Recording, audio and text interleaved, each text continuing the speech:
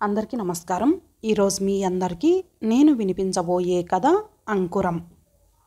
రచయిత బండారు లక్ష్మి గారు. ఇక కథలోకి వెళితే, మలయ మారుతం, కలకూజితాలు, దూరాన చర్చి గంటలు నిశాచరుడికి వేడుకోలు చెప్తుంటే, సుప్రభాతంలోని చరణాలను గానం చేస్తున్న మధురస్వరం హారతిని ఆరగింపు చేస్తూ చెరుగంటల సవ్వడి ఉదయలక్ష్మిని స్వాగతం పలుకుతుంటే, పాదాలకు జీరాడుతున్న పట్టీల మువ్వల కిలకిలలు, గాజుల గలగలలు, మెట్టెల కలకలలు కోడలి రాకను సూచిస్తుంటే, దశరథ రామయ్య హృదయం ఇంకా ఏదో శబ్దం కోసం తహతహలాడుతోంది. రాత్రి బాగా నిద్ర పట్టిందా మామయ్య? సంపద సంస్కారపూరితమైన గొంతుకకు కళ్ళు తెరచి తలగడకు ఆనుకొని కూర్చున్నాడు. ఆమె అందించిన బత్తాయి రసం త్రాగుతూ అడ్డు వచ్చిన బత్తాయి గింజను అరచేతిలో వేసుకున్నాడు. విత్తనం వైపు, సంపద వైపు మార్చి మార్చి అతను చూసిన చూపు, భూదేవి లాంటి కోడలు ఇంట్లో ఉంది, అయినా నా వంశవృక్షం చక్కటి పువ్వుని 2 కాయల్ని కాయకుండా నా ఇంట్లో కేర్మని పసిపిల్లల ఏడుపులు వినిపించకుండా ఉండడానికి కారణం ఏమిటి? ఆ చూపును అర్థం చేసుకున్న సంపద లేచి నిలబడి మందహాసం చేసింది. మీ వంశవృక్షం చీడపీడల భయం నుంచి బయటపడగానే చక్కటి కాయలు కాస్తుంది మామయ్య. మీరు కంగారు పడకండి. చిరునవ్వుతో గ్లాసును తీసుకొని బయటికి నడిచింది సంపదలక్ష్మి. మధ్యాహ్నం 12 గంటలకు మంచం దిగి షవర్ క్రింద నుంచి వచ్చిన భర్తకు టర్కీ టవల్తో తల తుడుస్తూ, మనం రేపు ఉదయం పెళ్ళికెళ్ళాలి మామయ్య చెప్పారు అంది సంపద. అలాగే నీ ఇష్టం అన్నాడు ప్రభాకర్ ఆమె హృదయానికి తల చేరవేస్తూ. అన్నం తినరా ఏమిటి? ఇలాగే హాయిగా ఉన్నట్టుంది మీకు అంది ప్రేమగా అతని గడ్డాన్ని చెక్కిలిని నిమురుతూ. ఇంతకంటే హాయి తృప్తి ఎక్కడైనా ఊహించగలనా లక్ష్మి? నాకీ చేతిలోని మధుపాత్ర ముందు అన్నీ దిగదుడుపే. అది నా బలహీనత రాని నన్ను క్షమించలేవా? కొంచెం వదలండి. భోజనం వడ్డించైనా కాఫీ తీసుకురానా? నువ్వు కూడా నాతో తింటానంటే అన్నమే వడ్డించేయి. ఎక్కడికి పెళ్ళికి? ఏ ఊరు? అన్నం కలుపుకొని ఆమెకు నెయ్యి వడ్డిస్తూ అడిగాడు. కృష్ణరాజుపాలెం.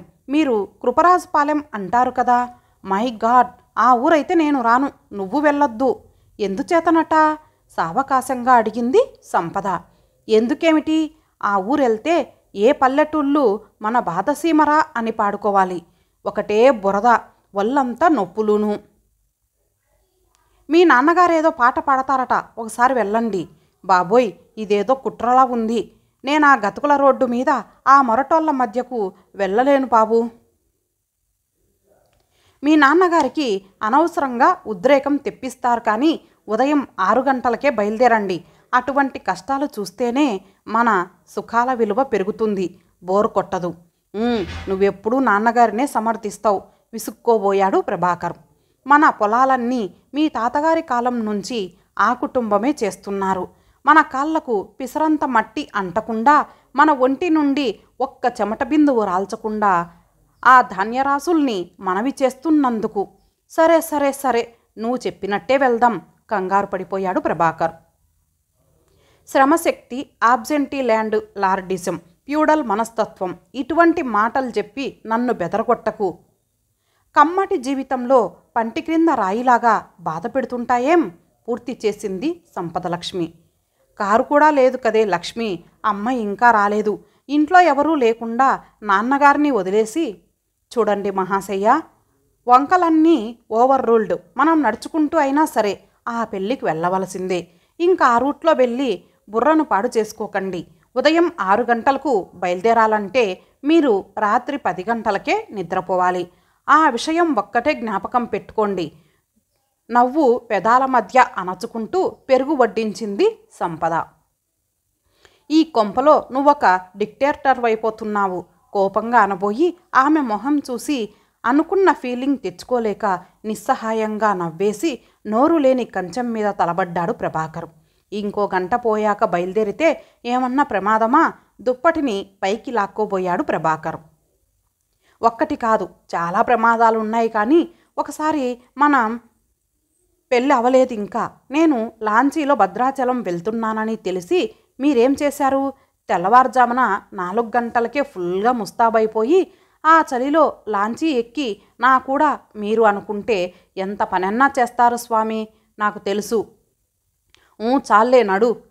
లక్ష్మి, ఆ లాంచీ ప్రయాణం భలేగా ఉందే. ఉంటాది స్వామి, ప్రియురాలితో ఏం చేసినా మజాగానే ఉంటుంది. సీట్లో టర్కీ టవల్ పరచిపెట్టి ప్రజెంటేషన్ ప్రక్కన సర్ది సదుపాయాలు చేశాడు రాముడు. ఇద్దరు బస్సులో కూర్చున్నాక టికెట్లు తీసుకోవలసిన మర్యాదల గురించి కండక్టర్కు చెప్పి మూల్యం చెల్లించి ఇంజన్ స్టార్ట్ అవ్వగానే దిగిపోయాడు క్రిందికి. ప్రభాకర్ స్టార్ అండ్ స్టైల్ తెరచి హాలీవుడ్ స్టార్ల సంపదకు వివరించబోతుంటే చిన్న కలకలం. ఇద్దరూ తలెత్తి చూశారు. ఇద్దరు పోర్టర్లు ఒకతన్ని చెరోరెక్కా పట్టుకొని బలవంతంగా ఎక్కిస్తుంటే అతను ఎక్కనని గిజాయించుకొని అల్లరి చేస్తూ కేకలు తిట్లు మొదలెట్టాడు. నల్లంగా సన్నంగా పొడుగ్గా ఉన్నాడు. మాసి తోళ్ళైపోయిన గుడ్డలు, గుంటలు పడిపోయిన కళ్ళు. ఒరే శేషారావు, ఈడు 3 రోజుల నుంచి ఇంటి ముఖం చూడట్లేదు. సారా తప్ప మంచినీళ్లు ముట్టట్లేదు. ఇంటికాడ పెళ్ళాం బాలెంతరాలు. పాపం నిన్న ఏడుత్తా చెప్పింది. ఎదవని నాగరాయి లంకలో దింపేయ్ డ్రైవర్తో ఇంకో డ్రైవర్ చెప్తున్నాడు గట్టిగా అరిసి. నా ఇట్టంరా, నా డబ్బు కట్టబడి సంపాదించాను. ఎవడ్రా నువ్వు? ఒరే శశిగా, ఎక్కడ్రా దింపేస్తావు? నిన్ను మర్డర్ చేసేస్తాను. నీ బస్సు దీనమ్మ కాలువలోకెట్టేస్తాను. ఒరేయ్ రంగా, కాసేపు నోరు మూసుకో. కారులో పెద్ద మనుషులున్నారు. న్యూసెన్స్ చెయ్యకు, బాగోదు. కండక్టరు గదమాయించాడు. ఒరేయ్ నారాయుడు, నిన్ను కూనీ చేసేసి నీ రక్తం సారాలాగా తాగేస్తాను ఎదవ్వా. ఎవర్రా పెద్ద మనిషి? ఈ కారులో తాగని మొగోడెవడన్నా ఉంటే ఇలా రమ్మన్రా. చెవులు కోసి చేతిలో పెట్టేస్తాను. ఎవరి చెవులు? ఎవరో అన్నారు. ఇంకెవరి? మనయే. తాగుబోతెదవాథు తుపుక్కున ఉమ్మేశాడు మీసాల ఆసామి. ఆడితోటేటి? ఊరుకోండి పెదకాపుగోరు, తర్వాత స్టేజ్లో దింపేద్దాం. 5 నిమిషాలు ఓపిక పట్టండి. సంపద లక్ష్మి నిట్టూర్పును దిగమింగి అతని వైపు సానుభూతిగా చూసి మొహం ప్రక్కకు తిప్పుకుంది. ప్రభాకర్ పుస్తకంలో నుంచి మొహం పైకెత్తలేదు. పేజీ కూడా తిప్పలేదు. ఏపుగా ఎదిగి దిగంతాలకు విస్తరించి ఉన్న పొలాల్ని కాసేపు చూసి, పొలాలు చూడండి పచ్చగా ఎంత బాగున్నాయో, భూమాత కడుపు పంట అంటూ ప్రభాకర్ దృష్టిని పొలాల వైపు మరలించింది సంపద. తమరు దిగవలసిన చోటు వచ్చేసిందండి. డ్రైవరు ఇంజన్ ఆపు చేసేశాడు. బస్సు వాగు దగ్గర ఆగిపోయింది. బస్సులోకి ఎవరో ఎర్రటి కుర్రాడు వచ్చాడు. నమస్కారం సార్, రండి. సామాన్ ఇదేనా మీరు? దిగండి, గుమస్తా తెస్తాడు. ఇదిగో శేషారావు, మధ్యాహ్నం ట్రిప్పులో ఇంటికొచ్చి భోజనాలు చేసి వెళ్ళండి. మైసూరు గిత్తల బండి లోపల మెత్తని పరుపు, బంగారు మలామా వేసిన కొమ్ము తొడుగులు, లేయండపడి కాంతులు వెదజల్లుతూ గిత్తల్ని అందంలో ముంచెత్తుతున్నాయి. కుర్రాడు అందంగా, లేతగా, ప్రతి అంగుళం ఆరోగ్యంతో తొణికిసలాడుతున్నాడు. ఇదిగోనండి, ఈ 11వ మైలురాయి దగ్గర నుంచి ఆ కనబడేయన్నీ మీ పొలాలేనండి. మొత్తం 70 ఎకరం. ఆ తర్వాత చేను మాదండి. ఎర్రటి కుర్రాడు ఉత్సాహంగా చెప్పుకుపోతున్నాడు. గిత్తలు బాగున్నాయి. సంపద లక్ష్మి మాటకు అతని మొహం వికసించిపోయింది. ఆనందంతో ఉబ్బి తబ్బిబ్బైపోయాడు. ఈ 2 నావేనండి. మా ఇంట్లో పుట్టినయ్యే, నేనే పెంచాను. నేనుంటే గాని దానా తినవండి. ఎంత రాత్రైనా గాని నేను చెక్క తినిపించిందాక అలాగ నిలబడి ఉంటాయి. మా సత్యం శివం. వాటివైపు ఆ కుర్రాడు ఆప్యాయంగా చూసుకుంటూ చెప్తుంటే సంపదకి అనుకోకుండా కళ్ళు చెమ్మగిల్లాయి. ఆ పందిళ్ళు ఆర్భాటాలకు విస్తుపోకుండా ఉండలేకపోయింది. 4 అంకణాలకు పందిర్లే. వీధిలో వేసిన చలవ పందిట్లో సోఫాలు, కుర్చీలు, అతిథులు కోలాహలంగా అట్టహాసంగా ఉంది. వెనకవైపు పందిట్లో గాడి పొయ్యిలు, కాగుతున్న కళాయిలు 50 మందికి తక్కువ లేకుండా పనులు చేస్తున్నారు. కుడివైపు పందిట్లో భోజనాలకు బారులుగా టేబుళ్ళు, కుర్చీలు, గాజు గ్లాసులు. ఇక్కడ మాంసాలు, చేపలు వడ్డిస్తారండి. ఆ వైపు పందిట్లో కాయగూరలు, భోజనాలు వడ్డిస్తారండి. ఈ 3 రోజులు ఇంకా వండేవాళ్ళు వండుతుంటే తినేవాళ్ళు తింటుంటారు. ఆడవాళ్ళున్న అంకణంలోకి తీసుకెళ్ళింది రమ్మని ఒక ఆమె. అక్కడ ఎవరూ 2 కేజీల బంగారానికి తక్కువ మొయ్యడం లేదు. లక్షల మీద తప్ప వేల గురించి ఎవరూ మాట్లాడడం లేదు. పెళ్లి కొడుకు ఏదో చదువుకుంటున్నాడట. స్నేహితులు చాలామంది వచ్చారు. వీళ్ళు సంపదలో సరితూగరు, కానీ వంశం మంచిదని చేసుకుంటున్నారట. ఇంతకు ఆ వంశంలో ఎవరికి సంపాదించవలసిన కర్మ పట్టలేదట. దర్జాగా తిని జల్సా చేయడం తప్ప. సంపద అక్కడ కూర్చోలేకపోయింది. అంతకంటే గాడిపోయి దగ్గర కూర్చొని ఉల్లిపాయలు కొయ్యడం నయమనిపించింది. ఎవరూ గమనించకుండా మండువాలోకి వచ్చింది. 4-5 గ్రూపులు పేకలో మునిగిపోయి కుస్తీ పట్లు పడుతున్నారు. ఎక్కడ చూశాడో ఆ ఎర్రటి కుర్రాడు గబగబా వచ్చి, మీకిక్కడ ఏమీ తోచడం లేదులా ఉంది, డాబా మీదకు రండి, అన్నయ్య గారిని పిలుస్తాను అంటూ పైకి తీసుకెళ్లాడు. డాబా మీద నిశ్శబ్దంగా ఉంది. కొబ్బరాకుల నీడ, చేతికందుతున్న కొబ్బరికాయలు. మనిషి ప్రకృతికి దూరమైపోయి సహజమైన అందాలను ఆప్యాయతలను అందుకోలేక స్వయం కృతాపరాధంతో కృత్రిమ జీవితానికి అలవాటు పడిపోయి బానిసైపోతున్నాడు. అడవి పంది మాంసం మసాలా వాసనలను వెదజల్లుతోంది. చేపలన్నీ చెర్లోయేనండి. ఒక్కోటి 2 కేజీలకు తక్కువ లేవు. తిన్నదానికంటే పారేసేదే ఎక్కువలాగుంది అంది సంపద గంపలతో మోసుకుపోతున్న అరిటాకుల్ని చూస్తూ. పారేసేదాకా వడ్డించడమే దర్జా అంటే పేలవంగా నవ్వేశాడు ఎర్రటి కుర్రాడు. భోజనాలు పూర్తయినట్లున్నాయి. కుర్రాళ్ళు గోలగా బయటికి వచ్చారు చేతులు కడుక్కోవడానికి. ఒకళ్ళ కాళ్ళు సరిగ్గా భూమి మీద ఆనడం లేదు. 4 మనుషులు గంగాలాల్లో నీళ్లు ముంచి చేతుల మీద పోస్తున్నారు. ఇంకా కొంతమంది ప్రక్కన నిలబడి నమ్రతగా తువ్వాళ్ళందిస్తున్నారు. ఉన్నట్టుండి ఎవరికొచ్చిందో తిక్క ఉస్తికాయ నాటి మర్కటాల్లా తోపులాట మొదలెట్టారు.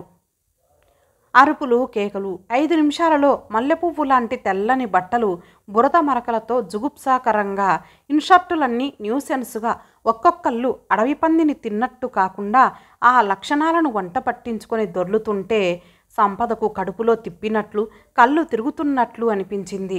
తూలి పడబోయి పిట్టగోడను పట్టుకోబోతుంటే భుజం మీద చెయ్యి పడింది. వెనకాల ప్రభాకర్ ఎంతసేపటి నుంచి ఉన్నాడో మొహం చిన్నబోయి ఉంది. వీళ్ళేనా నా భారతమాత ఆశాజ్యోతులు, నా భావి భారతదేశ మేధావులు, విద్యావంతులు? సంపదకు బోరున ఏడవాలనిపించింది. కానీ ఆ మేధావుల్లో తన భర్త కూడా ఒకడు. ఏడుపు కడుపులోనే సుడులు తిరుగుతూ ఉండిపోయింది. కంటిలోని తడి క్రింద పడే లోపలే ఆరిపోయింది. ఎంతటి శోకాగ్నినైనా కడుపులో దాచుకొని కన్నీటిని ఆవిరిగా మార్చుకొని శరణ్మేఘాలను సృష్టించి ఇంటి పరిసరాల్లోకి దుఃఖ పుటాన్ని చేరనివ్వని తన చిన్నారి ప్రియురాలు సంపదను చూస్తుంటే ప్రభాకర్కి ఏదో బెదురు. మీరింకా ఇక్కడే ఉన్నారా? రండి, కాసేపు విశ్రాంతి తీసుకొని సాయంత్రం జీడి తోటలోకి వెళ్దురు కానీ. మన భాగ్యకారకాలు అవే. ఆ ఎర్రటి కుర్రాడు వచ్చి క్రిందకు తీసుకెళ్లాడు. గదిలోకెళ్ళి మంచం మీద వాలింది సంపద.